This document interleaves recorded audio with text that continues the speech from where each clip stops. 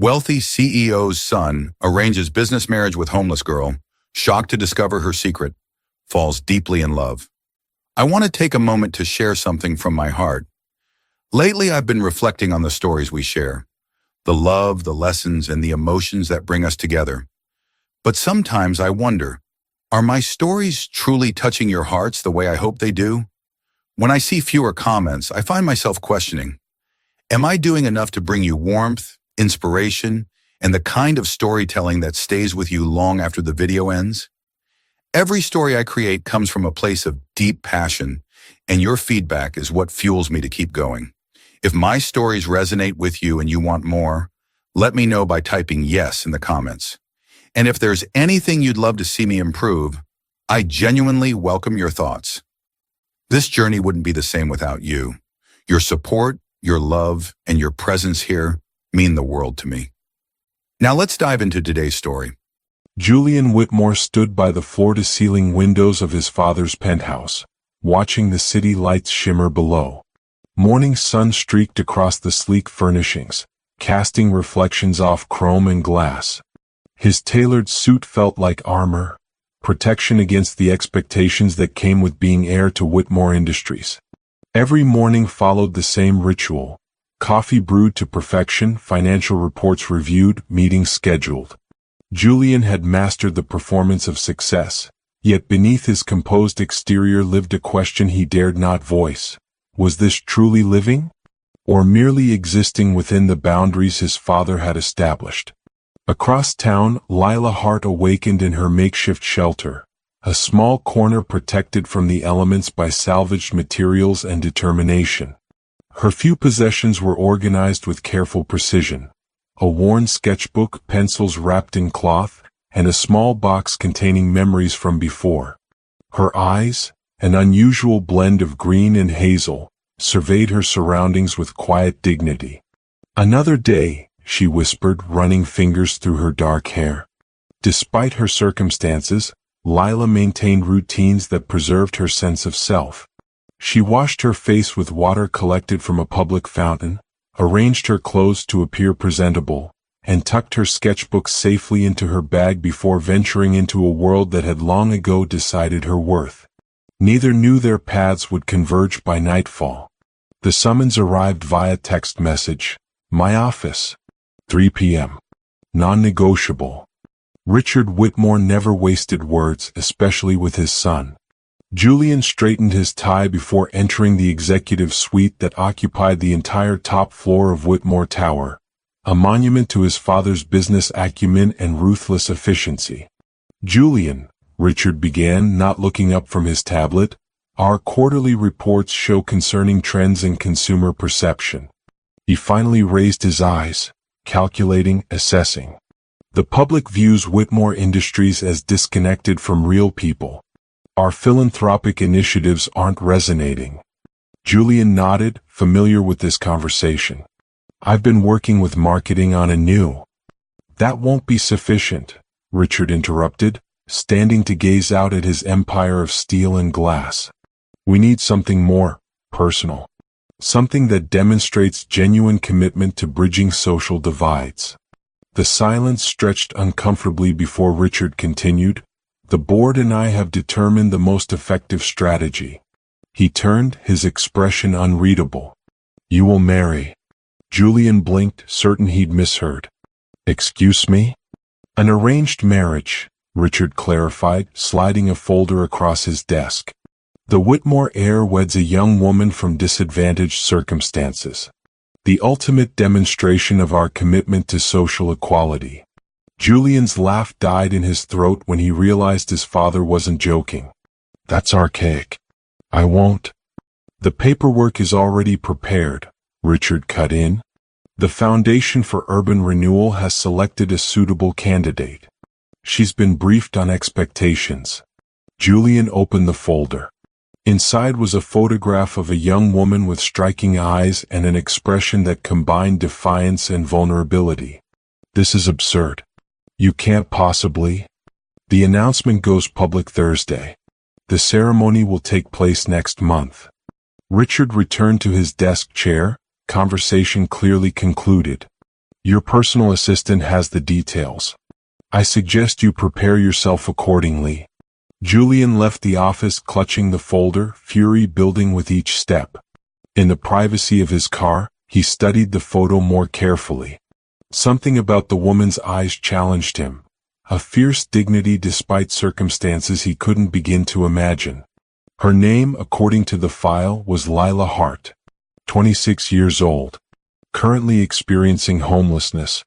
Previous employment in various art studios. No criminal record. No living family. The clinical assessment of her life felt obscene in its reduction of a human to bullet points of potential PR value. Across town, Lila sat across from a woman in a crisp suit who had introduced herself as Ms. Vaughn, representative from the Foundation for Urban Renewal. This opportunity would provide immediate financial stability, Ms. Vaughn explained, her voice professionally compassionate.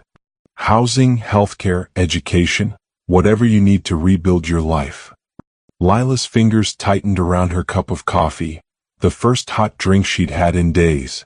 In exchange for marrying a stranger? Becoming some corporation's proof they care about people like me? Ms. Vaughn's smile tightened. Mr. Whitmore is offering a legitimate path forward. Your situation is temporary, Lila finished. I don't need saving, especially not as someone's charity project. Consider the alternatives, Ms. Vaughn suggested quietly. Winter approaches. The shelters are already overcrowded. This arrangement includes a separate residence, financial independence, and after 1 year, you can divorce with a generous settlement. Lila stared out the cafe window, watching people hurry past, secure in homes she could only imagine. Her pride demanded refusal, but pragmatism whispered of survival. And if I say no? Then we find another candidate. Ms. Vaughn gathered her materials. But I should mention, the foundation receives significant funding from Whitmore Industries. Their future philanthropy will naturally focus on partnerships that prove mutually beneficial. The implied threat hung between them. Refusing wouldn't just impact Lila, but potentially hundreds served by the Foundation's programs. When would I meet him? Lila finally asked. Tomorrow evening. The Whitmore Foundation Gala at the Metropolitan Hotel. Lila nodded slowly, resignation settling like a weight. I'll need something to wear. The Metropolitan Hotel's grand ballroom transformed into a showcase of wealth and influence. Crystal chandeliers cast golden light over tables adorned with exotic flowers and custom ice sculptures. Waitstaff navigated the crowd with practiced precision, offering champagne and delicacies to guests who represented the city's elite. Julian adjusted his bow tie, performing his role with practiced charm, shaking hands, exchanging pleasantries, making donors feel valued. His eyes constantly scanned the room, searching for the woman whose photograph now lived in his pocket. He spotted her near the entrance, unmistakable despite her transformation. Gone were the worn clothes from her photo, replaced by a simple blue dress that someone had clearly selected to make her appear appropriate without outshining the actual socialites.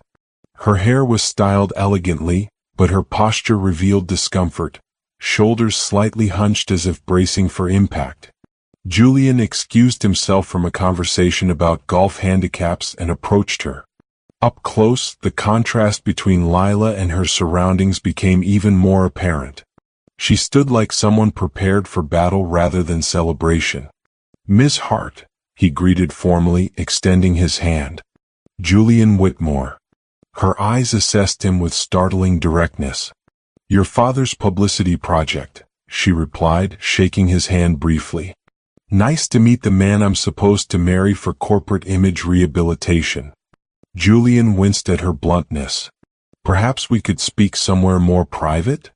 A server passed with champagne. Julian took 2 glasses, offering one to Lila. She accepted with a small nod of thanks. Follow me, he said, guiding her toward a terrace that offered both fresh air and relative seclusion. Outside, the night air provided welcome relief from the stuffiness of performed philanthropy. The city stretched before them, a landscape of light and shadow. "I want to apologize," Julian began, surprising himself with his sincerity. "This situation is unconventional." "That's a polite word for manipulative," Lila replied, sipping her champagne carefully. "Though I suppose I should thank you for the upgrade from cardboard accommodations." Her sharp honesty caught him off guard. The women in his social circle never spoke so directly, everything couched in implication and social nicety. "I didn't choose this either," he admitted. "My father presented it as a done deal." "Poor little rich boy," Lila said, though her tone held more resignation than malice. "Forced to marry beneath his station." Julian studied her profile against the city lights. "You could have refused." "Could I?" She turned to face him fully. "Your father made sure refusing would hurt more than just me."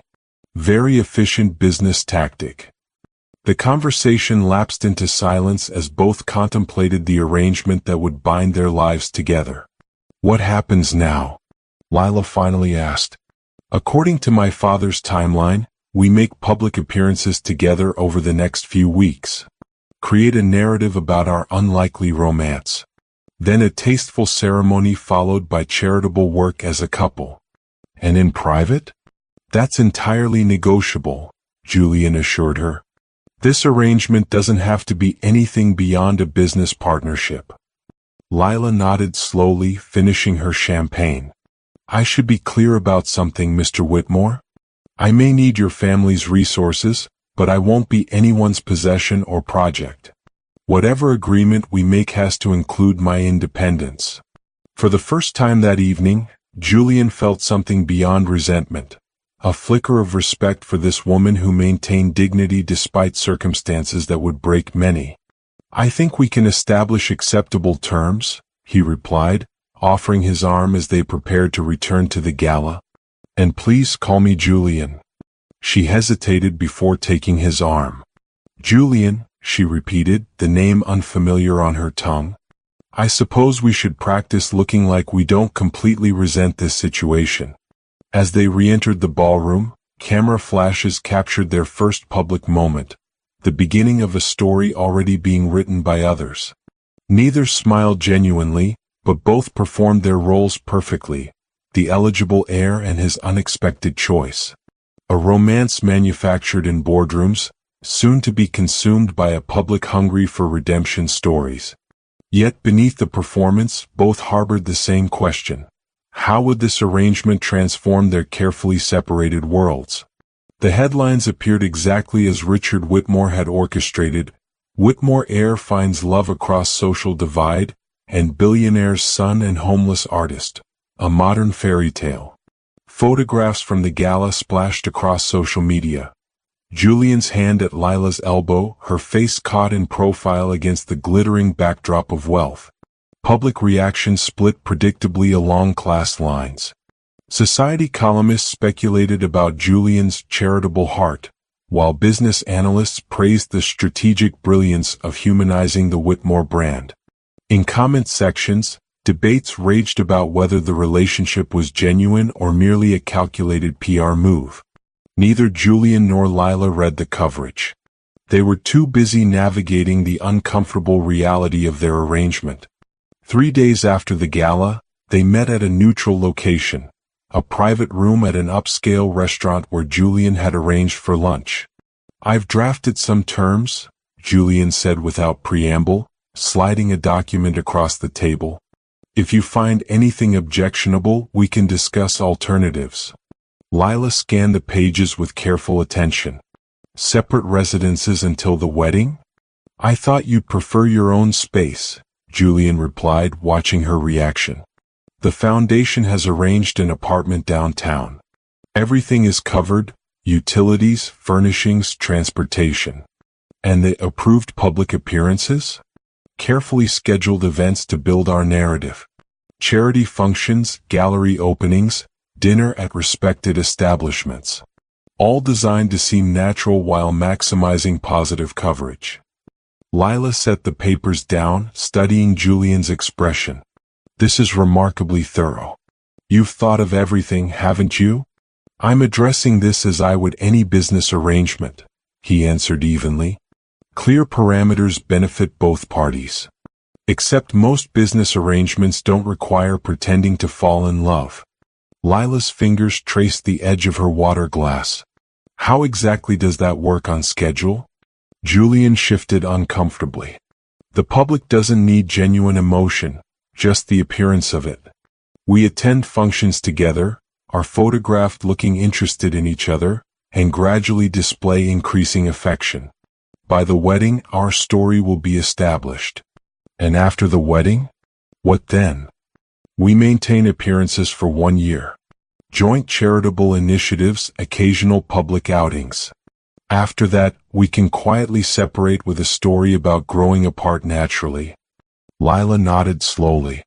And my obligations during this year? Besides public appearances? Nothing beyond discretion. Your time remains your own. The waiter arrived with their first course, elaborate creations that resembled art more than food. Lila studied her plate with the same intensity she'd given the contract. Something wrong with your dish? Julian asked. No, it's... She hesitated.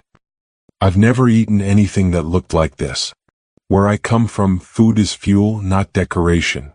Julian watched as she carefully took a bite, observing her momentary surprise at the complexity of flavors. Do you miss it? He asked suddenly. Miss what? Your life. Before. Lila set down her fork. That's a complicated question. I don't miss being cold or hungry or afraid. But I miss the freedom of answering to no one but myself. Even with the hardships? Even with the hardships, she confirmed. There's honesty in survival that's missing from. She gestured at their surroundings, all this performance. Julian considered her words while methodically cutting his food. I've never known anything else, he admitted. My entire life has been preparation for continuing my father's legacy.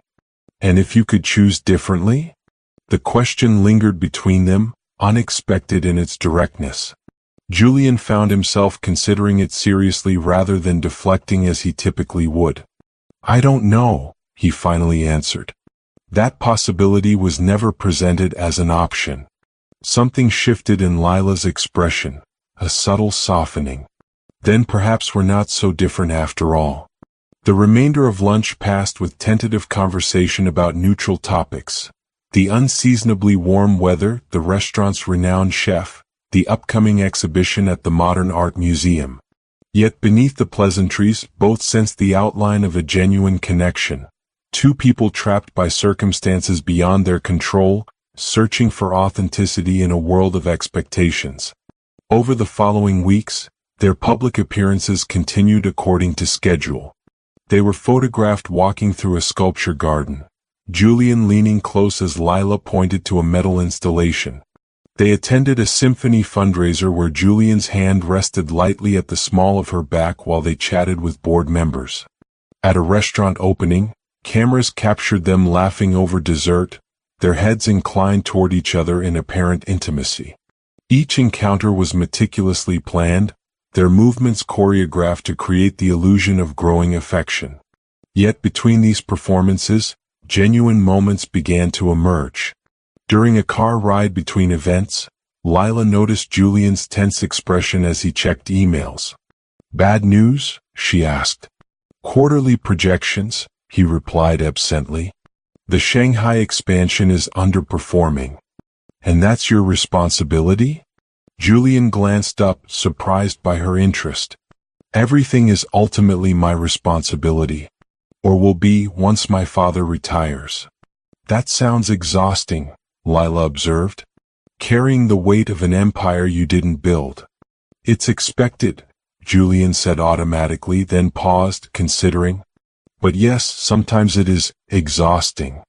The confession, small as it was, represented the first crack in his carefully maintained facade. 2 days later, their scheduled appearance at an art gallery opening took an unexpected turn when Julian noticed Lila's reaction to a particular collection. Her breathing quickened, eyes widening as she stepped closer to examine the brush technique. You know this artist? He asked. I worked in his studio, she replied quietly, before everything changed. Julian studied the painting with new interest. You were his assistant? Among other things. Her fingers hovered near the canvas without touching. I mixed his paints, prepared canvases, managed the studio when he traveled. And your own work? Lila turned to him, surprised by the question. What makes you think I'm an artist? The way you look at the paintings. You don't just see them, you understand how they're made. Something vulnerable flickered across her face before she composed herself. I used to paint. Another lifetime ago. Before Julian could inquire further, they were interrupted by the gallery owner eager to introduce them to potential donors.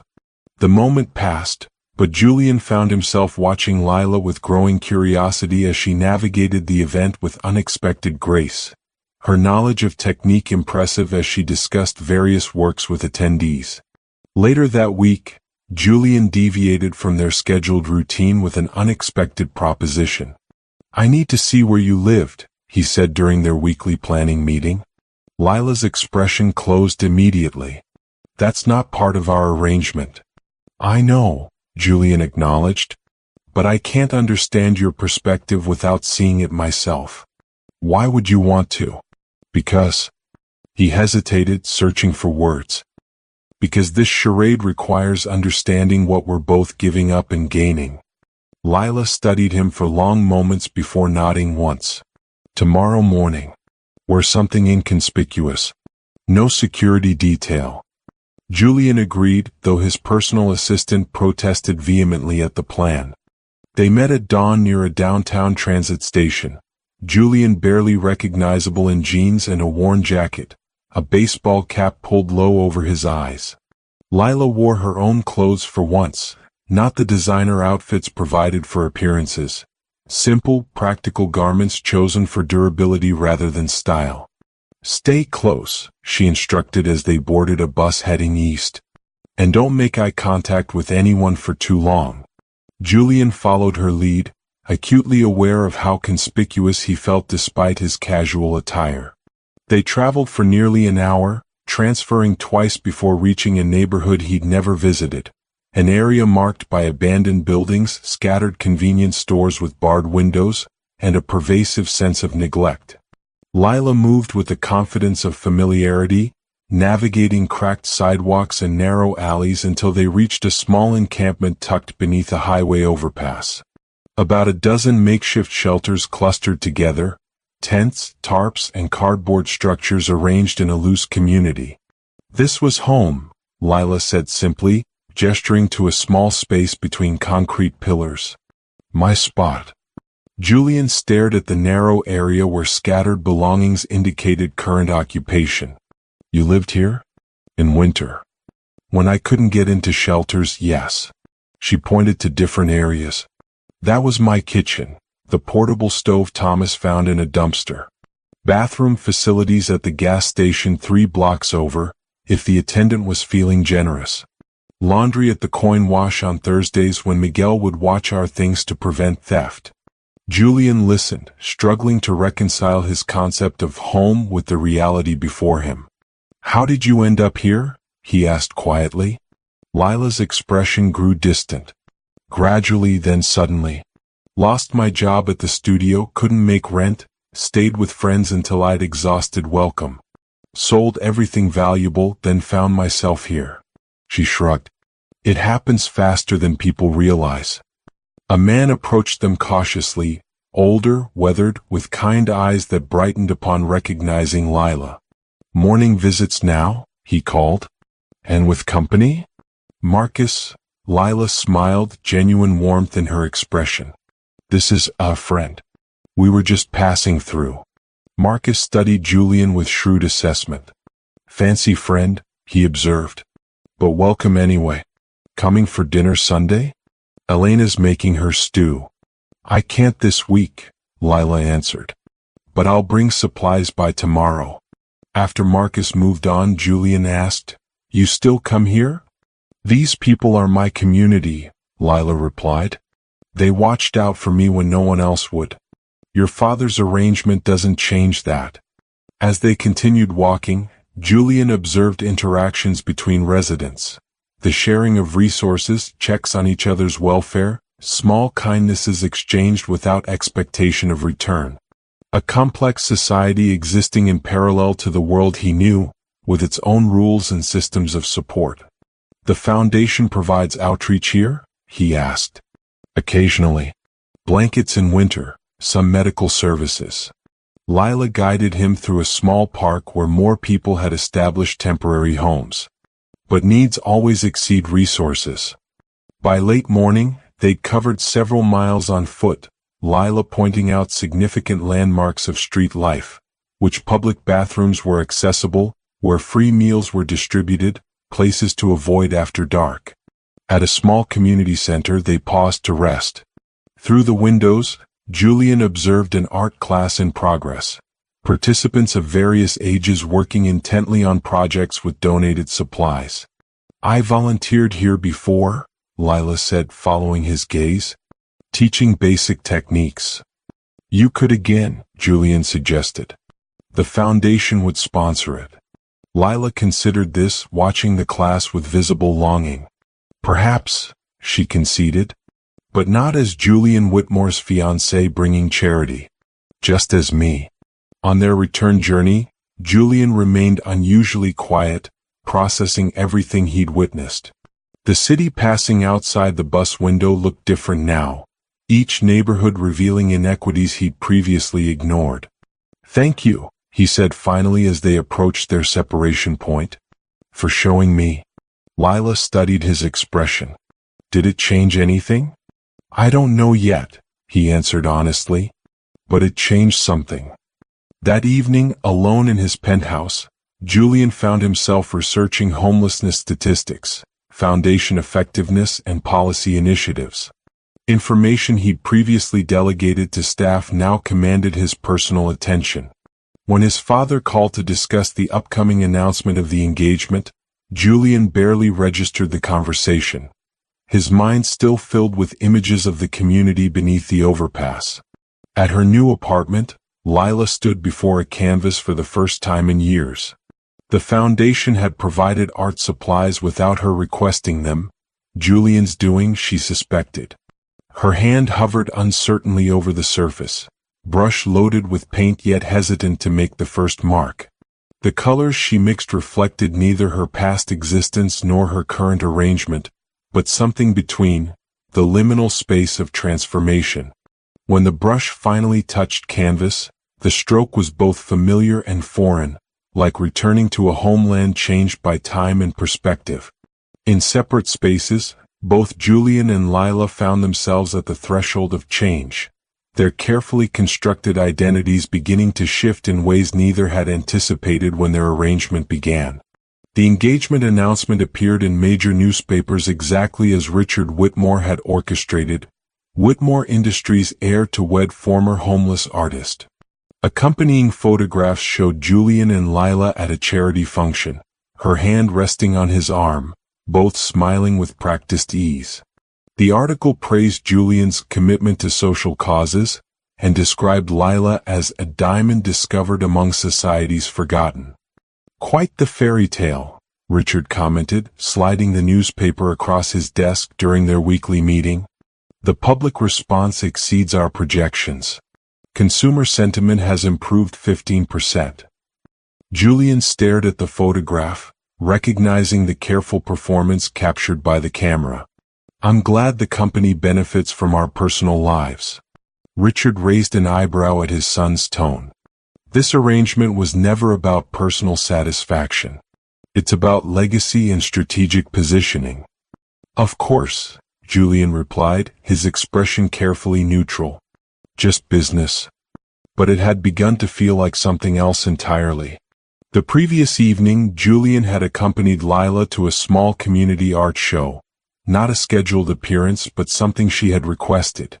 In a modest gallery filled with work by artists from disadvantaged backgrounds, Lila had moved with authentic excitement, discussing techniques and inspirations with creators who recognized her from her previous life. "You should submit your work next time," an elderly artist had urged her. Your talent was always exceptional. Julian had watched Lila's expression, uncertainty, longing, and something like fear passing across her features. I don't know if I'm ready, she'd admitted. The longer you wait, the harder it becomes, the woman had replied, patting Lila's hand. Art isn't about perfection, it's about truth. Later, walking along lamplit streets, Julian had asked about the exchange. How long has it been since you've shown your work publicly? Lila shoved her hands into her pockets, her breath visible in the cool evening air. 3 years. Maybe 4. Why did you stop? She'd paused beneath a streetlight, shadows emphasizing the angles of her face. When I worked at Maxwell's studio, I was developing a distinct style. Galleries were beginning to notice. Then Maxwell? She hesitated, something dark crossing her expression. He claimed some of my experimental pieces as his own for a major exhibition. When I confronted him, he blacklisted me. No studio would hire me. No gallery would look at my portfolio. Julian had processed this information, connecting it to her eventual homelessness. And without references or income. Everything collapsed, she'd confirmed. Creative communities can be surprisingly small. Once your reputation is damaged, options disappear quickly. The revelation had shifted something fundamental in Julian's understanding. Lila wasn't simply a victim of unfortunate circumstances. She was someone whose talent had threatened a powerful figure, who had suffered the consequences of standing up for herself. Now, facing his father across the executive desk, Julian recognized the same dynamics at play. Those with power defined the narrative, controlled opportunities, determined who succeeded and who remained invisible. The wedding plans are progressing, Julian said, redirecting the conversation. I'd like to make one adjustment, however. Richard leaned back, instantly wary. What adjustment? I want to establish a grant program for emerging artists, focusing on those from disadvantaged backgrounds. Legal protection, exhibition opportunities, mentorship. An unnecessary complication, Richard dismissed. The foundation already has arts initiatives. This would be different, Julian insisted.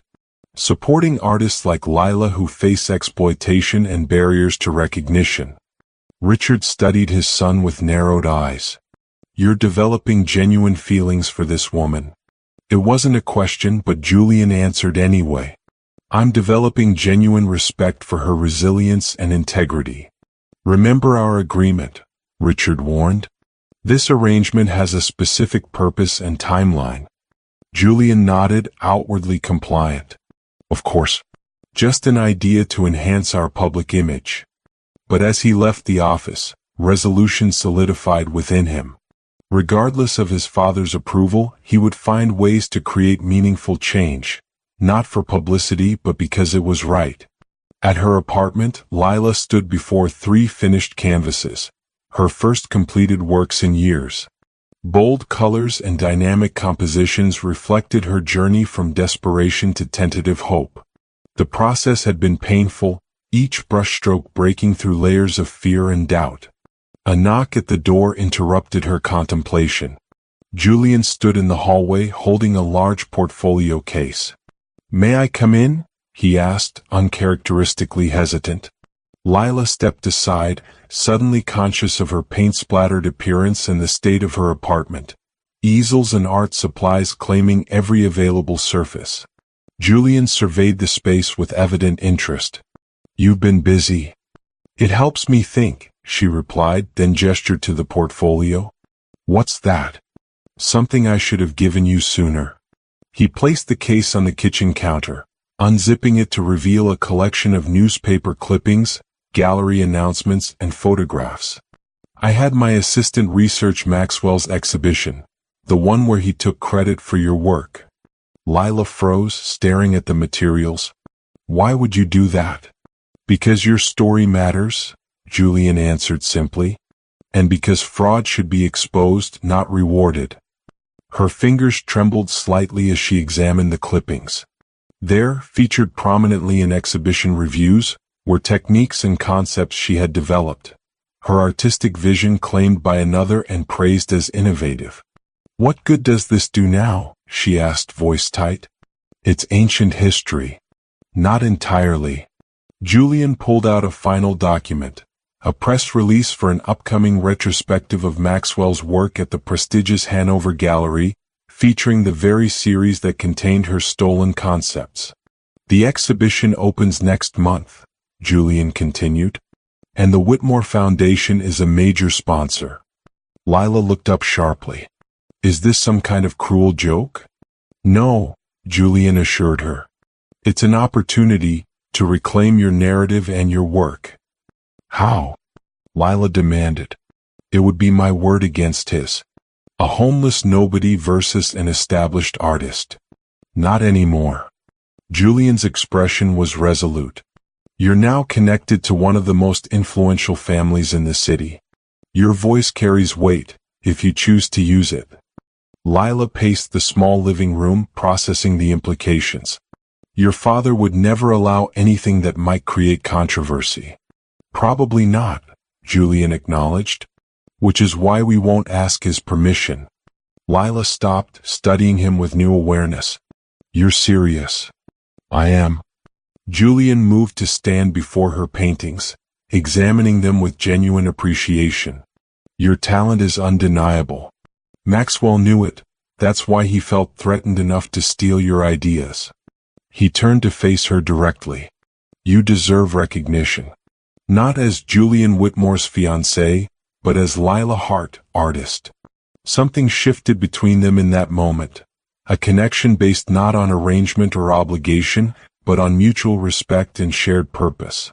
For the first time since their introduction, Lila allowed herself to see beyond Julian's wealth and privilege to the person emerging beneath the polished exterior. "This would complicate our agreement," she warned. "I think our agreement was complicated the moment we started seeing each other as people rather than roles to play," Julian replied with unexpected honesty. Lila smiled, a genuine expression that transformed her face.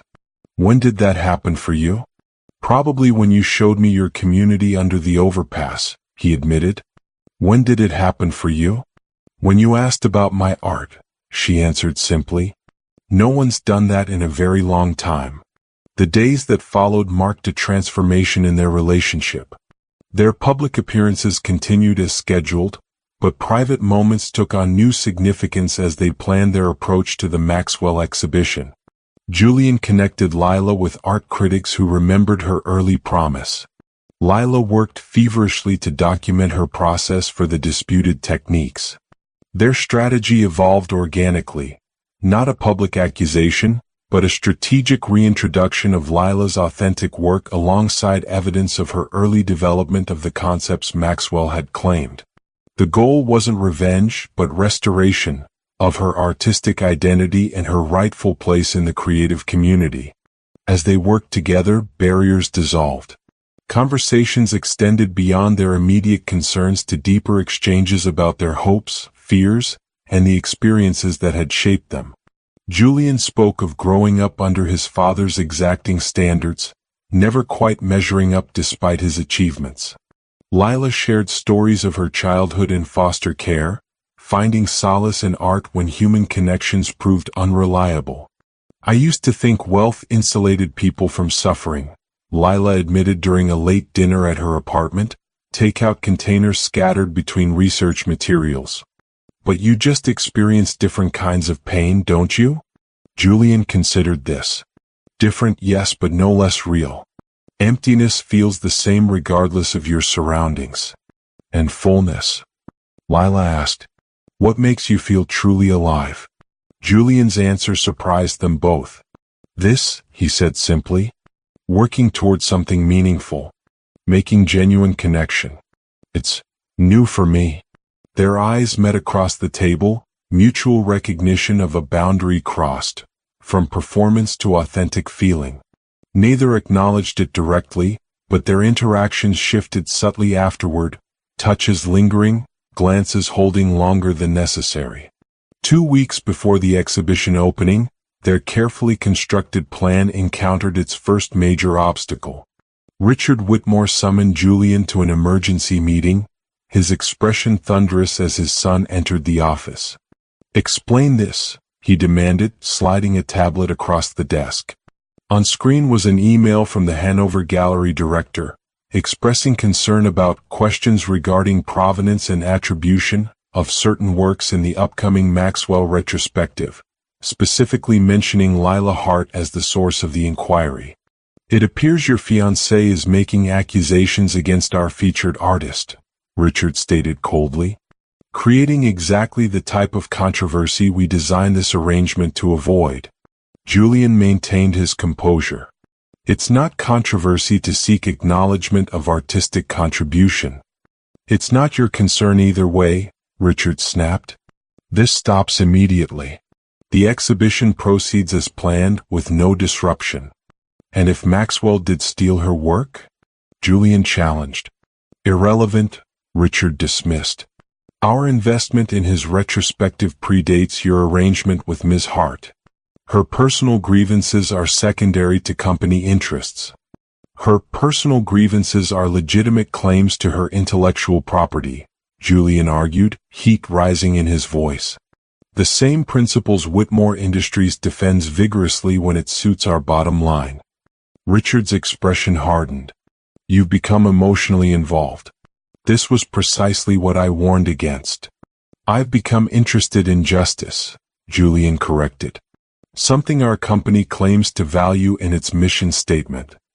The tension between them stretched, decades of unspoken conflict crystallizing in this moment of direct opposition. "Make your choice, Julian," Richard finally said. "The company's interests or this distraction. You cannot have both." For the first time in his life, Julian didn't immediately yield to his father's authority. "I need to consider my options," he replied evenly, standing to leave. "There are no options," Richard called after him. "Only consequences." Julian found Lila waiting anxiously in the lobby of Whitmore Tower, her expression tightening as she read his face. "Your father knows." "Yes," Julian confirmed, guiding her toward the exit. "And he's not happy." They walked in silence to a nearby park, finding a secluded bench away from potential observers. Julian related the confrontation in detail, finishing with his father's ultimatum. "We should stop," Lila said immediately. "I won't be responsible for damaging your relationship with your father or your position at the company." Julian shook his head. "That's not your decision to make." "Of course it is," she insisted. "This arrangement was about mutual benefit. If pursuing my case harms your interests—" "Maybe my interests have changed," Julian interrupted. "Maybe I'm tired of ignoring injustice to preserve appearances." Lila studied him intently. "This isn't just about my situation anymore, is it?" "No," Julian admitted. "It's about who I want to be. The kind of legacy I want to build." He took her hand, a gesture that felt simultaneously bold and natural. "Working with you these past weeks has shown me a different path, one with purpose beyond profit. And if choosing that path costs you everything?" "Not everything," Julian replied, his gaze steady on hers. "Just the things that have never truly fulfilled me." The moment stretched between them, charged with unspoken emotion and possibilities neither had allowed themselves to consider. Lila finally broke the silence. "So what do we do now?" "We continue as planned," Julian decided. "But we accelerate our timeline. Before the exhibition opens, we need to present your case directly to the gallery board, with evidence so compelling they can't ignore it." "And your father?" "Will be presented with a choice of his own: support legitimate artistic attribution, or publicly defend plagiarism." Julian's expression reflected newfound resolution. "Either way, I'm standing with you." The declaration hung between them, not part of their scripted romance, but something authentic and unexpected. That evening, as twilight settled over the city, Julian and Lila worked side by side preparing their presentation. The foundation of their relationship, constructed for public consumption, was giving way to something neither had anticipated, a partnership built on shared values and mutual respect. "Julian," Lila said quietly as they reviewed documents, "whatever happens with the exhibition with your father, thank you for believing in me when no one else would." Julian looked up, struck by the genuine emotion in her eyes. "Thank you for helping me see beyond the limits I accepted for too long." Neither could pinpoint the exact moment when their performances became reality, when practiced smiles transformed into genuine affection, when calculated touches began carrying true feeling. But as they faced the coming confrontation, both recognized that regardless of outcome, they had already changed in ways that couldn't be reversed. The transformation was subtle yet profound. Julian finding purpose beyond his father's expectations, Lila reclaiming her identity beyond survival. Together, they stood at the threshold of a future neither had imagined possible when their arrangement began. One built on authenticity rather than appearance, on courage rather than convenience. As night descended over the city, they continued their work. Two people from different worlds united by a common dedication to truth, their growing feelings for each other as unexpected as they were undeniable. The Hanover Gallery gleamed under carefully positioned lights, its modernist architecture a testament to wealth and cultural influence. Private cars lined the circular drive as the city's elite arrived for the pre-opening gala of Maxwell Reed's retrospective exhibition. Women in designer gowns and men in bespoke suits filtered through security, champagne flutes already in hand as they entered the hallowed space. Inside, Maxwell himself held court near the center of the main hall, a distinguished figure in his 60s with silver hair and an affected European accent despite his Midwestern origins. His signature black turtleneck and tailored blazer completed the image of artistic gravitas he had cultivated over decades. "The Transcendence series represents my most significant conceptual breakthrough," he explained to an admiring circle of collectors. "The technique of layering translucent pigments over textured foundations creates a dimensional quality that transforms depending on viewing angle." From across the room, Lila watched silently, her hand tight around her clutch. "That's my technique," she whispered to Julian. "Developed during my final months at his studio." He dismissed it as amateur experimentation at the time. Julian nodded, his jaw tight with controlled anger. "Are you ready for this?" Lila took a deep breath, smoothing the front of her elegant black dress, chosen for this moment to project confidence rather than flash.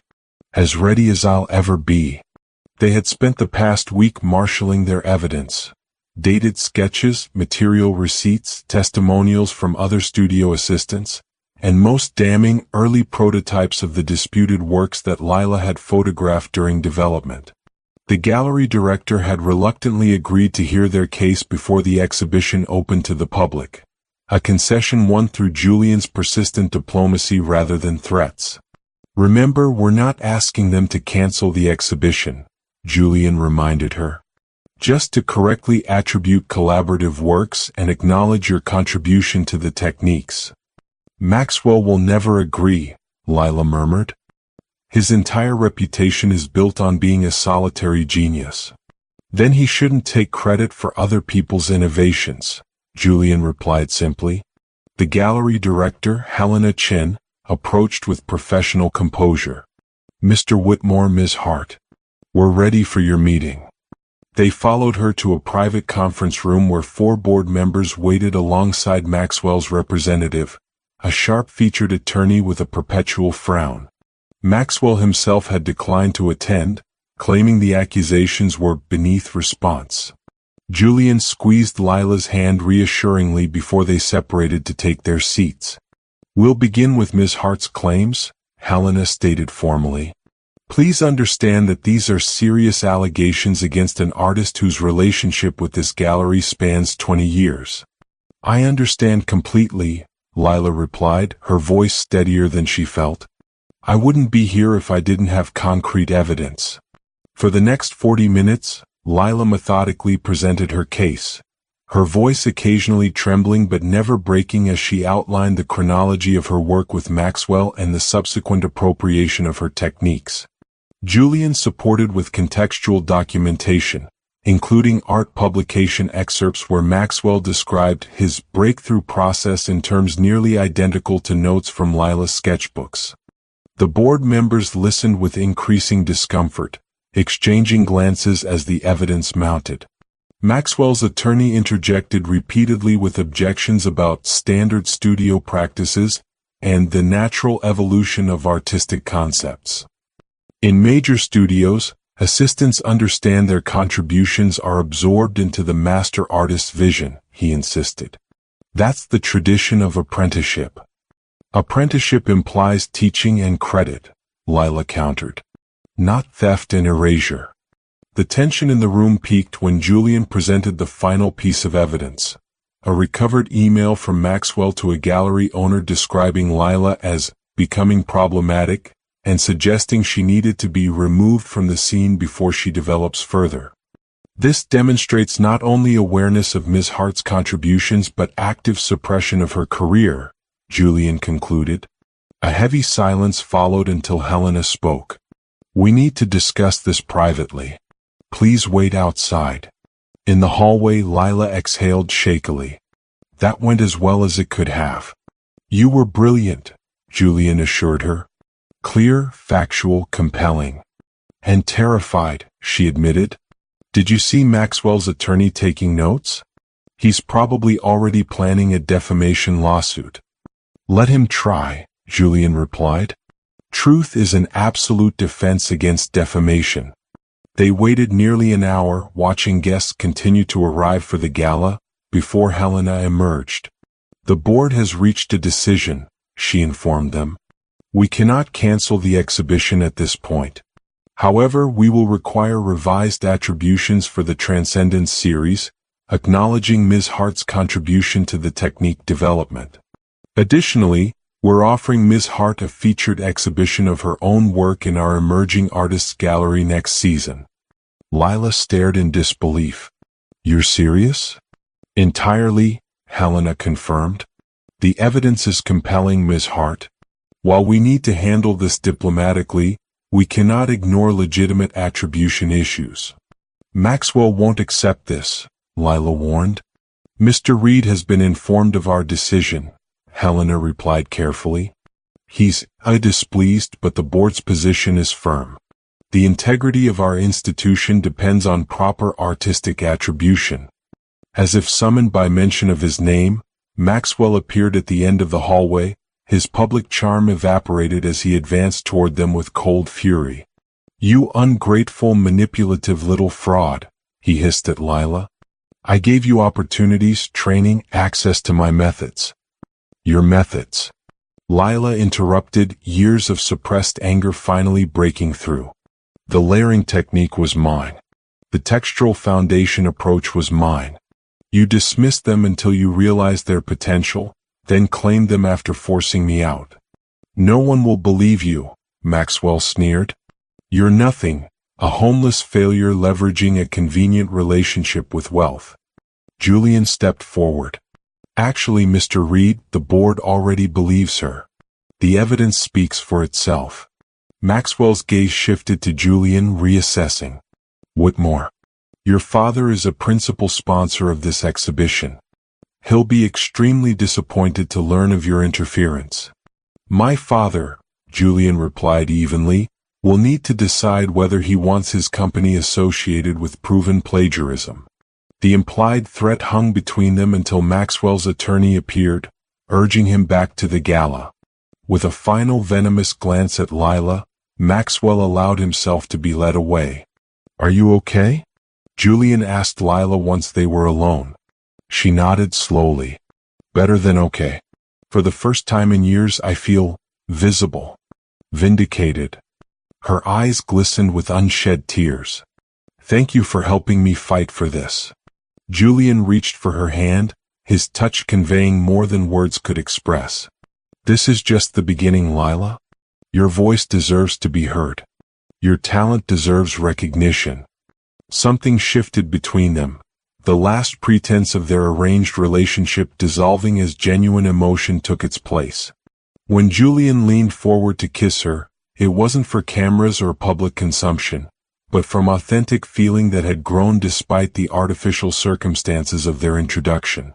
Lila responded with equal sincerity, her hand rising to his face in a gesture of tenderness neither had anticipated when their arrangement began.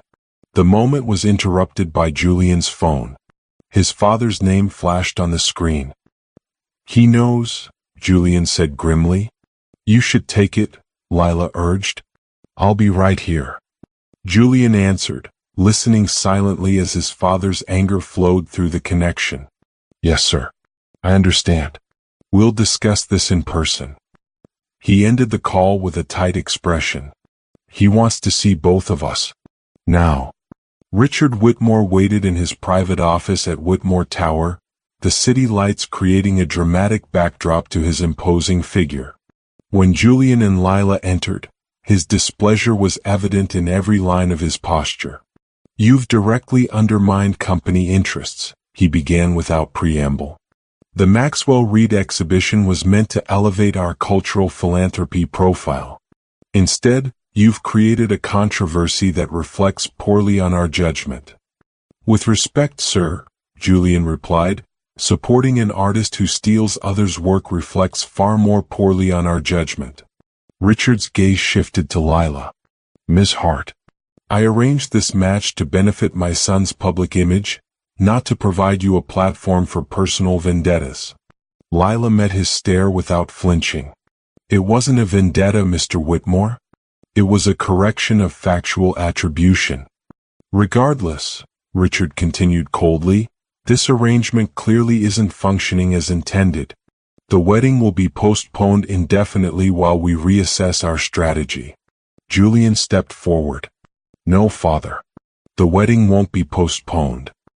He moved to stand beside Lila, their shoulders nearly touching.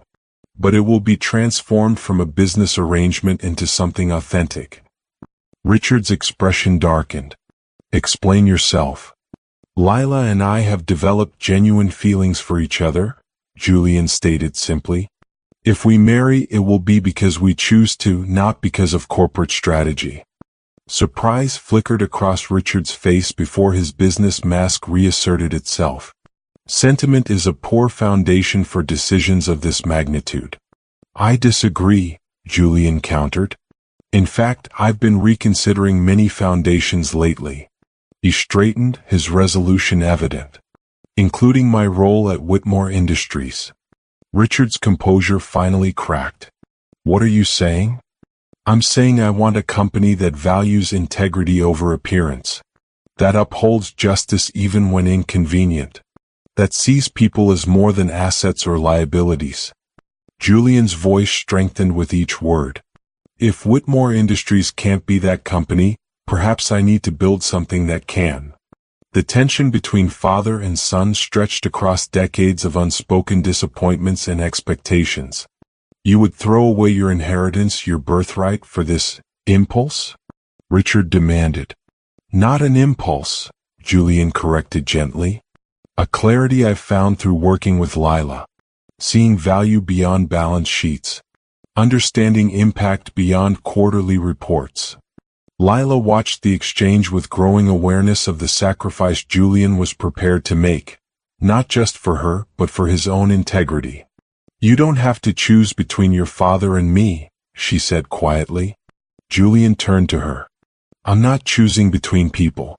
I'm choosing between versions of myself, who I've been and who I want to become." The simple truth of his statement resonated through the room. Even Richard seemed affected, studying his son with new consideration. "You're serious about this," he finally acknowledged. "Completely," Julian confirmed. "I believe we can evolve Whitmore Industries into something more meaningful, a force for positive change while remaining profitable. But that requires honesty even when uncomfortable." Richard turned to the windows, his reflection contemplative against the night sky. The silence stretched until he finally spoke.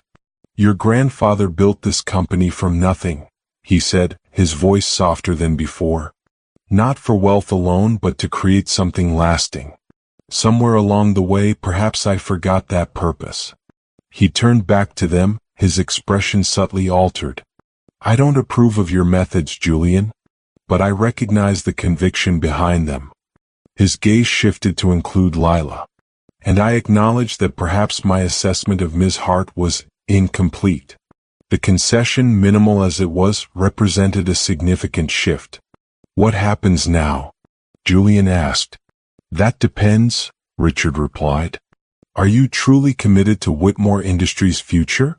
I am, Julian confirmed, but on terms that align with values beyond profit. Richard considered this. Then I propose a compromise.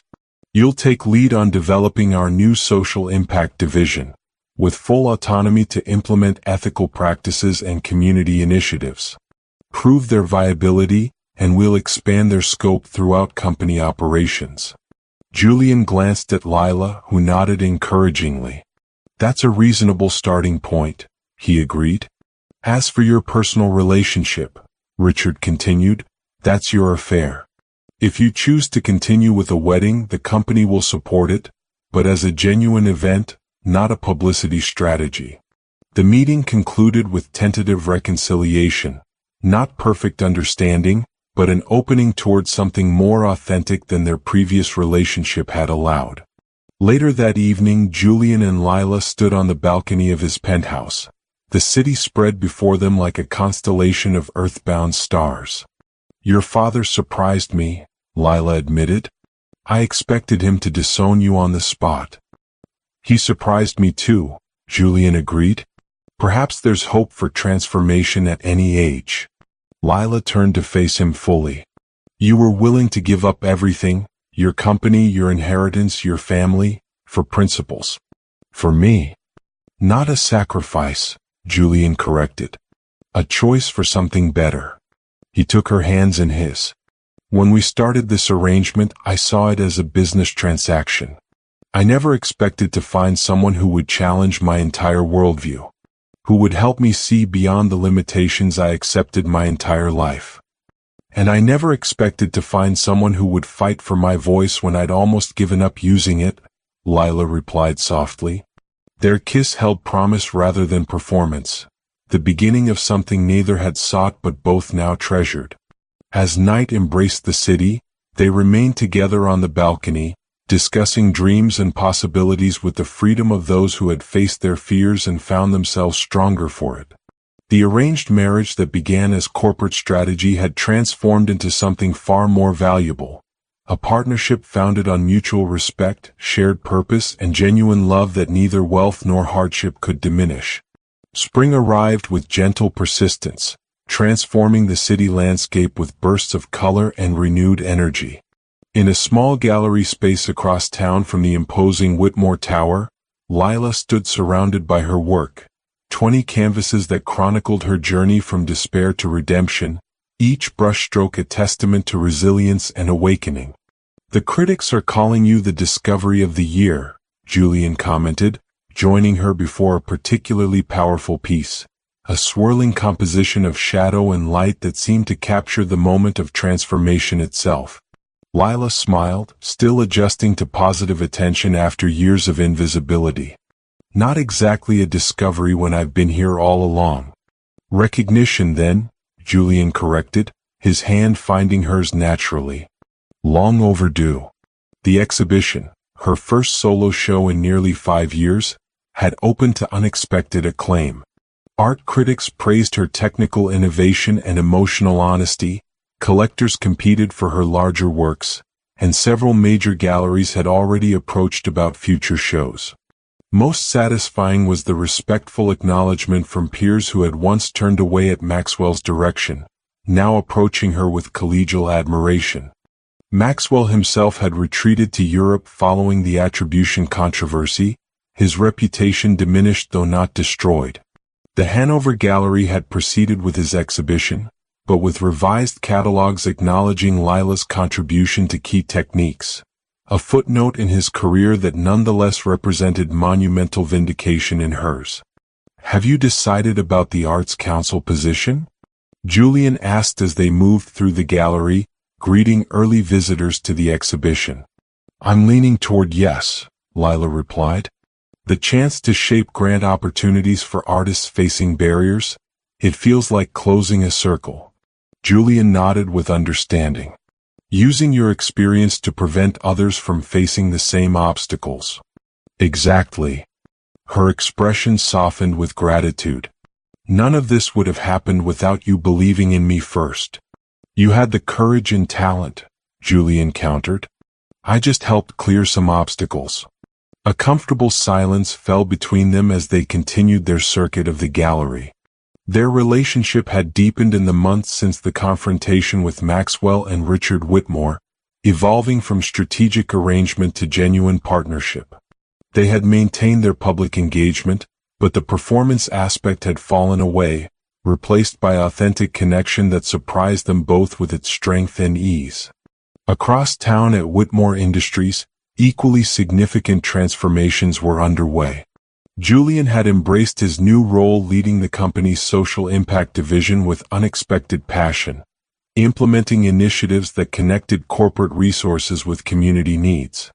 Under his direction, the company had established artist residency programs, entrepreneurship grants for underserved communities, and housing stability initiatives that directly addressed root causes of homelessness. Richard Whitmore, initially skeptical, had been forced to acknowledge the positive impact on both public perception and employee engagement. Quarterly surveys showed significant improvement in company morale, while consumer sentiment had reached historic highs. The financial results were equally compelling, proving that ethical practices could coexist with profitability. Most surprising was the gradual thawing between father and son. Their relationship remained complex, shaped by decades of expectations and disappointments, but genuine respect had begun to replace rigid authority and reluctant compliance. They disagreed often, sometimes heatedly, but the nature of those disagreements had evolved, focused on methods rather than values, on timing rather than direction. Your father confirmed he's attending the wedding? Lila asked as they paused before her final piece, a hopeful canvas dominated by warm tones and upward motion. Yes, Julian confirmed, along with his new girlfriend, which was unexpected. Lila laughed softly. Life continues to surprise us. Who would have thought Richard Whitmore would start dating his philanthropy director? Apparently challenging his worldview is attractive to Whitmore men, Julian teased, drawing her closer. Their wedding plans had evolved considerably from Richard's original concept. Instead of the grand society event he had envisioned, designed to maximize publicity and corporate advantage, they had created something more meaningful, a celebration at the community arts center they had helped establish in Lila's former neighborhood. Local artists were creating installations for the space. Students from the center's programs would perform music during the ceremony, and catering would come from small businesses they had supported through microloan initiatives. The guest list blended Julian's corporate connections with Lila's community, hedge fund managers seated alongside former shelter residents, gallery owners beside street artists. 3 weeks, Lila murmured, a hint of wonder in her voice. Sometimes I still can't believe this is real. Julian understood completely. Their journey from reluctant arrangement to genuine love still seemed improbable, a transformation neither could have predicted when they first met at that charity gala barely a year ago. Having second thoughts? He asked lightly, though his eyes watched her carefully. Not about you, Lila assured him. Never about you. Just. She gestured around the gallery, all of this. The exhibition, the council position, the wedding. Sometimes it feels like I might wake up back under the overpass, this entire year just an elaborate dream. Julian turned her to face him fully. Not a dream. You earned every bit of this through talent and courage. His expression grew serious. But if you need more time before the wedding? No, Lila interrupted firmly. That's the one thing I'm completely certain about. She reached up to touch his face gently.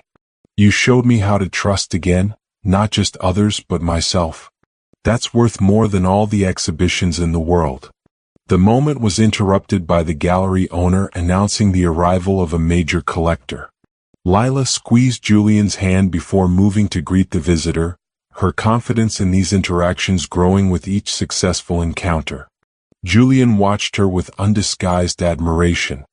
The transformation in Lila over the past year went beyond improved circumstances. She had reclaimed her voice, her artistic vision, and her rightful place in a community that had once excluded her. Yet she remained grounded, committed to using her new influence to create opportunities for others still struggling on society's margins. That evening, they celebrated the successful exhibition opening with dinner at a small restaurant they had discovered together, a place neither too modest nor too extravagant but welcoming and authentic.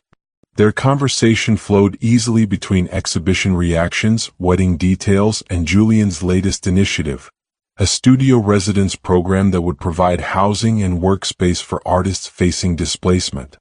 "I've been thinking about the foundation of our relationship," Julian said as they lingered over dessert. "How it began as this calculated arrangement, this performance for others' benefit." "Not exactly romantic," Lila agreed with a smile. "But maybe necessary," Julian continued thoughtfully. "Would we have found each other otherwise? Would I have recognized what was missing in my life without being forced to step outside my comfortable bubble?" Lila considered this. Perhaps we needed that artificial beginning to discover something genuine. She toyed with her fork, reflective. When you have nothing, you protect yourself by expecting nothing. When you have everything, you protect yourself by risking nothing. We both needed something to break those patterns. "So my father accidentally did us a favor," Julian concluded with mild irony. "Don't tell him that," Lila laughed. "He's already taking credit for our successful match in interviews." Julian shook his head with bemused tolerance. "He's adapting to the narrative shift. From arranged corporate alliance to authentic love story, it still serves his purposes, just differently than planned." "And what about you?" Lila asked, her expression growing serious. "Do you ever miss your old life? The simplicity of following the established path?" Julian considered her question carefully. "I miss the certainty sometimes," he admitted. "Knowing exactly what was expected, what success looked like. This new path we're creating, it's uncharted, challenging." His eyes met hers with absolute clarity. "But I wouldn't trade it for anything. The person I was becoming before I met you, he wasn't someone I respected. You helped me find a better version of myself." 3 weeks later, they stood together beneath a canopy created by local artisans, woven branches and fresh flowers forming a natural cathedral in the community center's courtyard. Guests filled every available space, their diversity a visual representation of bridges built and barriers overcome. Julian waited at the front with uncharacteristic nervousness, his custom suit more relaxed than his usual corporate armor. When Lila appeared at the entrance, a collective murmur of appreciation rippled through the gathering. Her dress, a collaboration between a designer friend and students from the center's fashion program, embodied her journey, structured yet flowing, traditional elements reimagined in contemporary form. Richard Whitmore, seated in the front row, watched with an expression that blended resignation and reluctant pride as his son's face transformed at the sight of his bride. Despite his initial opposition, even he could recognize the authenticity of their connection, so different from the corporate merger he had envisioned, yet ultimately more valuable. Their vows, written together during quiet evenings in Lila's studio, spoke not of perfect love but of perfect intention, commitments to growth, honesty, and using their union to create positive change. They promised to remind each other of their value when the world suggested otherwise, to challenge assumptions that limited potential, and to recognize that transformation was not a destination but a continuous journey they would share. As they moved together into this new chapter, their story rippled outward, inspiring others to question artificial boundaries, to recognize worth beyond convention, and to believe in the possibility of genuine transformation. Their legacy would be measured not in corporate acquisitions or gallery exhibitions, but in lives touched and systems changed. A testament to the power of seeing beyond appearances to the authentic humanity within. In the end, what began as an arrangement designed to benefit a corporate image became something far more revolutionary. A genuine love story that transformed not just two people, but the communities they bridged. The story of Julian and Lila reminds us that transformation rarely follows a predictable path. Sometimes the most profound changes begin with reluctant steps taken for entirely different reasons than where they ultimately lead us. When Julian Whitmore first agreed to his father's arranged marriage scheme, he viewed it as another business obligation, an inconvenient but necessary strategy to enhance corporate image. His world was defined by boardrooms and balance sheets, his identity inseparable from the family legacy he was destined to inherit. Success meant meeting expectations, not questioning them. For Lila Hart, accepting the arrangement represented survival, a pragmatic choice made when options had narrowed to nearly nothing. After losing her artistic career, her home, and her sense of belonging, she had learned to expect little from a world that had repeatedly demonstrated its indifference to her struggles. Her agreement wasn't about hope but necessity. Neither could have anticipated how their carefully constructed arrangement would evolve into something authentic and transformative. Their journey teaches us several powerful lessons.